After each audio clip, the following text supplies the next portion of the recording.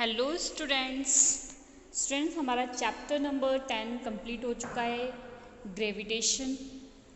I hope आपको वो अच्छे तरीके से समझ आ गया होगा। इसके पहले हमने फिज़िक्स का फोर्स, लॉ ऑफ मोशन और चैप्टर नंबर 8 मोशन, ये सारे चैप्टर्स क्लियर कर लिए।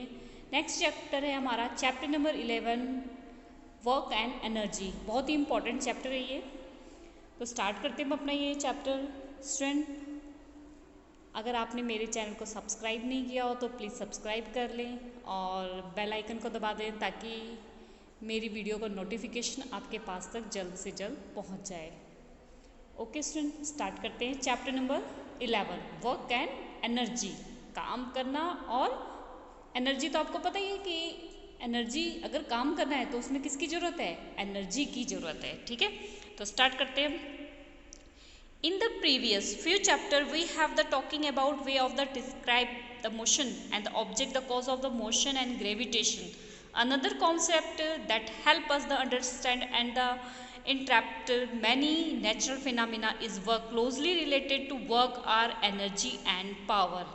इन this chapter we shall study this concept. आपने पिछले सारे चैप्टर में हमने बात जो की है मोशन की है, ग्रेविटेशन की है, इनके सारे कॉन्सेप्ट तो हमने दूर कर लिए हैं। ठीक है, अब हम जो है अब बात करेंगे इसमें वर्क और एनर्जी एंड पावर की। तीन मोस्ट इंपॉर्टेंट टॉपिक हम इसमें कॉन्सेप्ट को क्लियर करेंगे इस चैप्टर में। All living beings need food. Living beings have to the perform several basic activity to survive. ठीक है, हर जीवित वस्तु जो भी होती है, हर जीवित चीज़ें जो होती है, उनको किसकी ज़रूरत होती है? फूड की ज़रूरत होती है और उनको बेसिक एक्टिविटी की ज़रूरत होती है सर्वाइव करने के लिए, अपने जीवन को जीने के लिए। We call such activity life process. The energy of this process come from food. और ये एनर्जी कहाँ से मिलती है? खाने से मिलती है।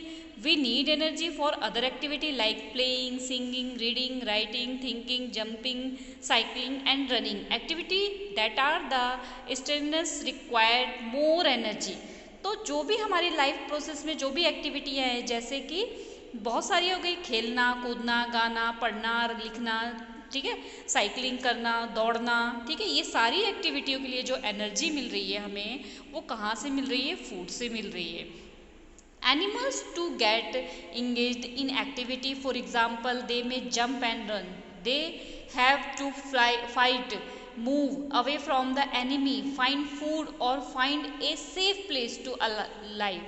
Also, we engage some animal to lift weights, carry loads, pull cart or plough field. All such activity required energy. हमारे लिए तो खेलना, कूदना, नाचना, गाना सब कुछ हो गया, लेकिन जो एनिमल्स होते हैं उनकी भी बहुत सारी एक्टिविटियाँ होती हैं। तो उनकी एक्टिविटी के लिए क्या है? वो जंप भी कर रहे हैं, रन भी कर रहे हैं, ठीक है, फाइट भी कर रहे हैं, ठीक है, लड़ने लग जाते, अपने दुश्मनों से भी उन्हें लड़ना है, खाना भी ढूंढना है उन्होंने एक जगह से दूसरे जगह जाकर। उसके बाद जो है एनिमल्स जो है वेट भी, भार भी उठाते हैं, वजन भी उठाते हैं, लोड उठाते हैं, ठीक है, कार्ट चलाते हैं, खेत जोतते हैं। तो ये सारी एक्टिविटियाँ करने के लिए उन्हें भी किसकी ज़रूरत होती है? एनर्जी की ज़रूरत होती है। और ये एनर्जी उन्हें किससे मिलती है? फूड से। Think of machine. List the machine that you have come across. What do they need for their working? Why do some engines require fuel like petrol and diesel? Why do living beings and machine need energy? आप सोच सकते हो, जो machine होती है, machine को भी काम करने के लिए किसकी ज़रूरत होती है? पेट्रोल की, डीजल की ज़रूरत क्यों होती है? क्योंकि उसे भी एनर्जी चाहिए आगे काम करने के लिए। अब मशीन को भी और लिविंग थिंग्स को, सभी को एनर्जी की ज़रूरत है। ठीक है, तो आप देखते हैं हम फर्स्ट हमारा टॉपिक है वर्क। बहुत ही इंपॉर्टेंट टॉपिक है work. What is work? Work होता क्या है? There is a difference in the way we use the term work in day-to-day life and the way we use it is science to make this point clear. Let us consider a few examples. अब work तो क्या होता है, इसके day by day जो है हमारे अलग है और साइंस की लैंग्वेज में जो है वर्क अलग है। जैसे कि अगर आप कहोगे कि मैं सारा दिन पढ़ रहा था, ठीक है, कहोगे कि हमने तो बहुत काम किया है, आपकी मम्मा से बोले कि सारा दिन हम पढ़ रहे हैं, हमने बहुत काम किया है। बट अगर आप साइंस की नज़रों में देखोगे तो आपने कुछ काम नहीं किया, कोई भी काम नहीं किया आपने। ठीक है। तो इस कॉन्सेप्ट को हम दूर करेंगे कुछ एग्जाम्पल से, ठीक है। Not much work in spirit of working hard, सिर्फ आपने बहुत मेहनत की, आप एक जगह खड़े हुए हो, सामान लेके, एक बाल्टी लेके खड़े हुए हो, आप कहोगे मैं सारा दिन बाल्टी लेके वहाँ खड़ा था, ठीक है, लेकिन हम कहेंगे साइंस की नज़रों में कि आपने कोई काम किया ही नहीं है, ठीक है। तो इसके लिए ज़रूरी नहीं कि आप हार्ड वर्क कर रहे हैं, और वो जो हार्ड वर्क कर रहे हो वो वर्क है, ठीक है। तो स्टार्ट करते हैं हम।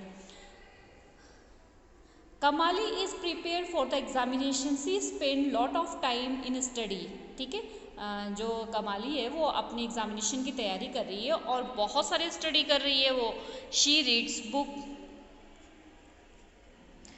draws diagram, organize her thought, collect question paper, attend classes, discuss problem with her friends and perform the experiment. She expend a lot of energy on this activity. In common parlance, she is working hard. All the hard work may involve very little work if we go by the scientific definition of work.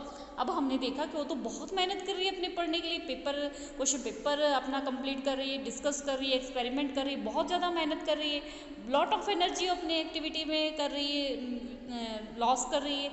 But अगर science की तरह से हम देखेंगे, science की definition से देखेंगे, तो उसने कोई भी काम नहीं किया है, कुछ भी नहीं किया है, ठीक है।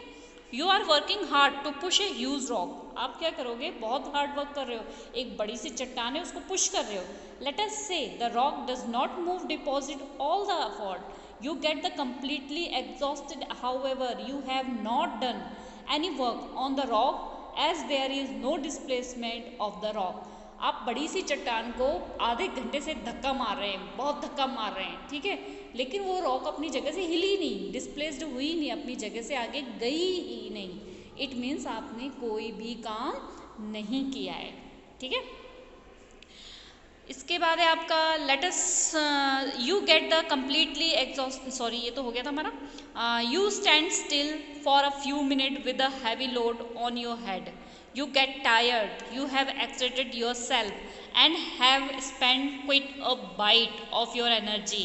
Are you doing work on the load the way we understand the term work in science?